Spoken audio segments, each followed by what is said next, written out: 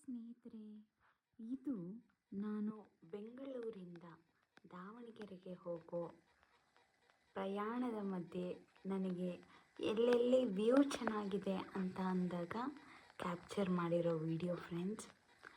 So ಯಾರಿಗೆ ಪ್ರಯಾಣ ಅಂದರೆ ಇಷ್ಟ, ಅದನ್ನು ಟ್ರೈನಲ್ಲಿ ಹೋಗೋದಂದರೆ ತುಂಬ ಇಷ್ಟ. ನನಗೆ ಕಂಫರ್ಟ್ ಅನಿಸೋದು ಟ್ರೈನ್ ಫ್ರೆಂಡ್ಸ್, ಬಿಟ್ಟರೆ ಆಟೋ ಫ್ರೆಂಡ್ಸ್. ನಿಮಗೂ ಅಷ್ಟೇನಾ? ಕಮೆಂಟ್ ಮಾಡಿ ಪ್ಲೀಸ್ ಫ್ರೆಂಡ್ಸ್.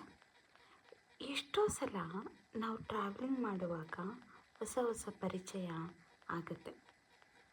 ಕೆಲವೊಮ್ಮೆ ಆ ಪರಿಚಯ ಒಳ್ಳೆಯದು ಆಗಿರುತ್ತೆ.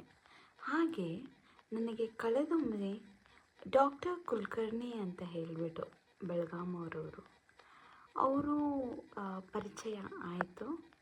ಆ್ಯಂಡ್ ಯಾವ ಥರ ಅಂತಂದರೆ, ಈ was very good person friends. So ತುಂಬ ಅಂದರೆ ತುಂಬ ಒಳ್ಳೆ ಮಾತುಗಳನ್ನ ಮಾತಾಡಿದ್ರು ಅವರು. ಸೊ ಒಳ್ಳೆ ಸಂಭಾಷಣೆ ಇತ್ತು. ಎಸ್, ಆ ಥರ ಒಬ್ಬರು ನಮ್ಮ ಲೈಫಲ್ಲಿ ಹೀಗೆ ಸಿಕ್ಕಾಗ ತುಂಬ ಖುಷಿ ಆಗುತ್ತೆ. ಅವ್ರು ತುಂಬ ದೊಡ್ಡವರು, is like more than 70 years.